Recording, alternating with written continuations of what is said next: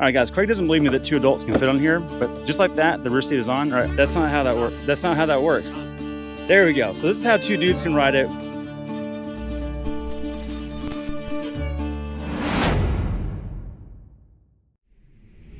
Welcome back to Texas Truck Channel. I'm Brian. I'm Craig. And we've only got one mic right now because the other one overheated. So I'm going to take this one. It's also kind of a one-man jam, except it's not. Come check it out. This is the all-new 25 Polaris Sportsman 570. And this one is the Touring. It's a 2-up. That means you have a design from the factory for 2 human beings. And man, a lot has changed. I want to get right into it. There's a lot of priority added to this that the previous Sportsman did not have, and that is longevity and durability. They're really caring about that. The frame is twice as stiff and rigid as last year's model. Stop for a second. Think about that.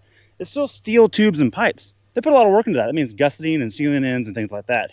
It also has double the service intervals. Now it's good for 2,000 miles or 200 hours between oil changes. That's a big deal. I'm glad they're caring about this because Craig and I come from the automotive world where it's 10,000 miles or 8,000 miles, sometimes 20,000 miles. End users just want to get on it and use it, and that's covered. Part of the reason why this thing's more durable is that it now has sealed bushings and bearings that apparently it didn't have before. Good. I'm glad it finally has it. That's a big deal. Another thing that they want to talk about too is the ergo seat, and that's what makes this thing a 2-up. It means it's made for 2 adult humans. So you've got the driver here, and this seat has gone through Polaris's ergonomic studies. They've gone and done a bunch of studies on this to make it comfortable for long-term riding. That's what this one's all about. They're not messing around with it. They're taking it very seriously. On the back is you have the 2-up seat, and I want to cover this first. It has a good handle for your occupant. Here, Greg, why don't you model that for us? Yeah, solid. And so look how much room is in front of you. A driver could be in the front, and you're good to go. Now, I've ridden this with my son quite a bit, and he loves it because he doesn't even have to hang on to me at all. He can just hold onto this. He's totally stable, whatever we're doing, no big deal, and a good high back to rest on. Now, I'll be honest, when I ride, I hate this hump. It drives me crazy. So I just go 1 click, toolless removal, and now it's a 1-up. But you have a super long seat.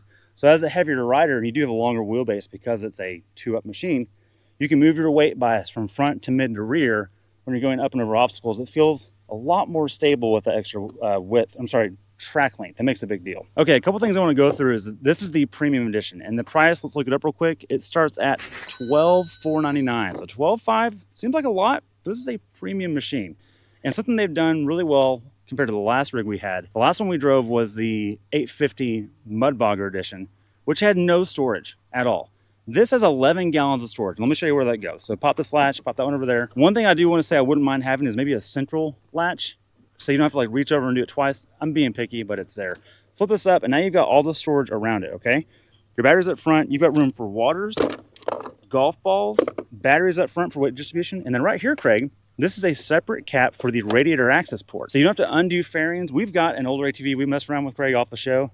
And I got to take this whole front cowl off to mess with the radiator. I love that. And it's also separated off, so if the cap spews any coolant, your storage is still dry. Pretty good idea on that. Now, I want to talk about something else real quick, is the rear storage. Let's go to the back. It looks like not much back here, but this is actually an entirely ergo rack I'm going to talk about in just a minute. But you have more storage in the rear, and they're dry. So they've got a weather seal on all of them, and it goes way down to under the seat. You can fit all kinds of stuff in there. That's pretty cool. Flip it down, and it has a lockable flange on each gate. So look, it keeps the honest people honest. Let's be real. You can get through that if you need to.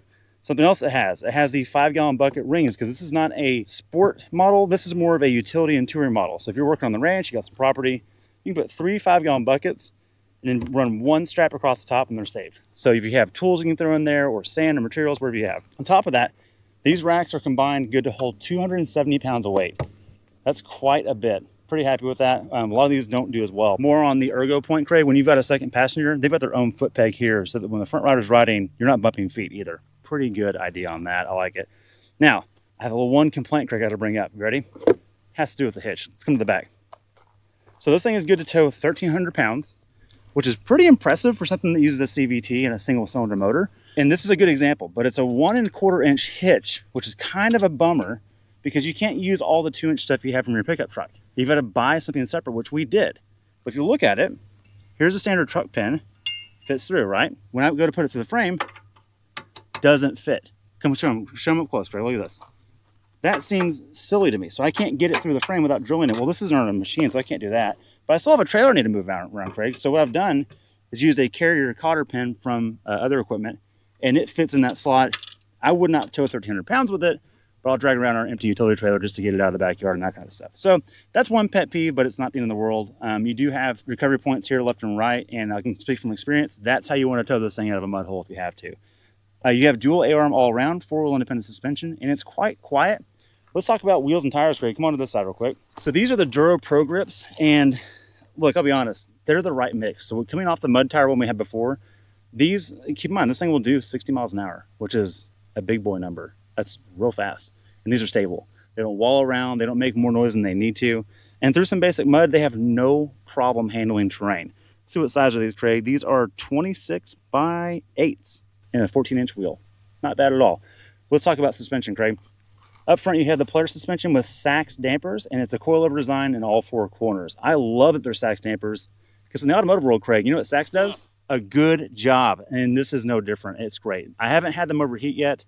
We've done some longer rides with this, probably about 3-hour run, and they never got that worn out feeling that you expect from a non-reservoir shock, external reservoir. So that's pretty cool. You do have e-pass up front, and you also have something else I want to point out, which I don't want to get into all that on the screen, but it has geofencing and speed limiting. And the reason why you want that, Craig, is if you have young new riders riding, keeps them where they need to be, and also limits their speed for safety. You can also limit your speed if you're towing farm equipment. You need to have a spreader behind you. It keeps your speed consistent, so you're not going too fast, not spreading enough, and that kind of stuff. The farmer's in mind on this, so it's more than just a touring machine. Now let's talk about what this trim gives you. You do get some extra stuff. You get LED headlights. You have a handlebar mounted headlight up top, which I love because you're night riding and you're coming around a corner. This thing points where you're going. That's helpful. Whenever we get ATVs that are only on the fender, it's kind of annoying because you're darting through the woods at night. That's really helpful. I've actually had to put headlights on my helmet at night sometimes when you don't have that. That's nice. You do have a heavy duty bumper up front. There is not a winch as standard, but there is a mounting point right there for it. All right, so that's what I want to point out, Craig, is suspension travel. I'm gonna move this up real quick. The front is good for 8.2 inches of travel and 9.25 in the rear. That is awesome. Really happy with that. Okay, some other things I want to point out, Craig, you look on this spool on here. This thing has EDS and ADC. So that's an engine braking system, which is control over here. So this is an all-wheel drive system. You can leave it in two-wheel drive, which means it won't engage the clutch going to the front. So you can keep the tail out and rotate a little bit.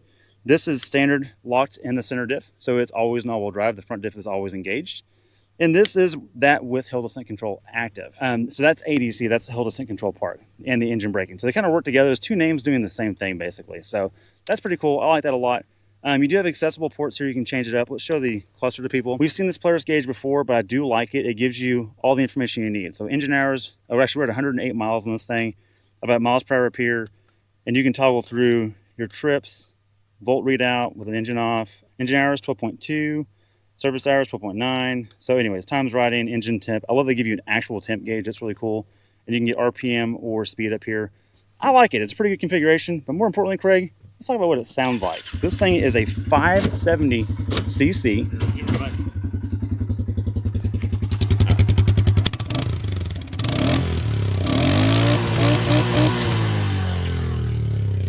Okay, I can get on with that. That 570 is really sweet, and I want to talk about that real quick. This is a ProStar engine, big single cylinder. So it's not a twin or a triple. And Polaris does make stuff like that. I love this because the weight is manageable. It's not too heavy. It's already 900 pounds. With the twin, you're going up over 1,000 pounds, and I appreciate that this doesn't do that. It does have fuel injection. It never hiccups, never has trouble starting. There's no choke business, so that's just handled. But it's good for 44 horsepower. Craig, the last one we had was the 850, which was 80 some odd horsepower. This feels every bit as fast as that. And maybe that's the wheel and tire package. Maybe it's the stability of the long wheelbase feels safer at that speed. But the actual top speed's higher on this than the Mud one because of the tire rating on it. So really happy with that. What I want to do now is I want to make sure that 2 adults can fit on this. Let's find out, Craig. All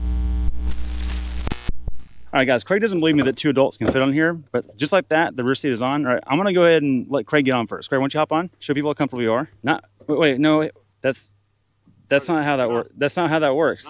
No, no, Craig, you got to put your feet over here. There we go. So this is how 2 dudes can ride it without being embarrassed. That's actually really comfortable. You can handle it. Is it really? Yeah, okay. not bad. I'm going to hop on the front. Okay. No, we don't have helmets on.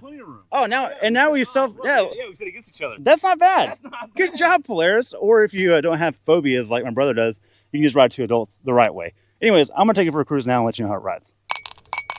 All right, boys and girls. We're taking a stroll through the woods over here. Craig's going to follow me into the Polaris for B-roll, but ignore him. I really want to get up here and talk about how this thing rides first of all. All right. So we got a pretty good incline right here. We're in 2-wheel drive. And one thing I've learned about this is that two-wheel drive is plenty for what we're doing out here. It's comfortable, I can move myself forward and aft, big fan of that. And it's narrow enough that I can jot down any trail that I want, no matter how difficult it is. But more importantly, it's very, very comfortable. This is not something that needs to bog in mud, which means it has storage. It's not something that needs to be the fastest thing out there, although it is.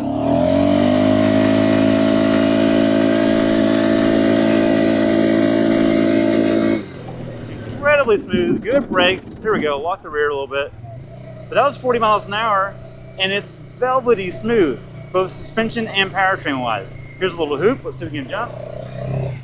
There we go, not bad. And then you can do some speed in the back front. A little dusty back here. There we go, there we go. It's got enough power to power wheelie over that type of obstacle, and it's very, very forgiving. So at the end of the day, I found this thing to be a great machine. I want to pop my helmet off real quick. All right, okay, all that covered. I think my overall synopsis is I'm a big fan of this thing. I know it's 12.5, but I have little kids and I can ride with them on here safely. They've got a back, I don't have to worry about them. And I can ride our Texas trails really smoothly. If you're hunting or fishing further in the backcountry on rangeland, you're gonna love this thing, just like we do here. And I'm really taken back by how stable it is at speed because of the long wheelbase, and how smooth the powertrain is. All that covered, let us know if you have any questions below. We love this thing. If you're thinking about cross-shopping this or looking at an ATV, consider this, please. It's I'd be remiss if you didn't try this powertrain out. Thanks for watching. See you next time.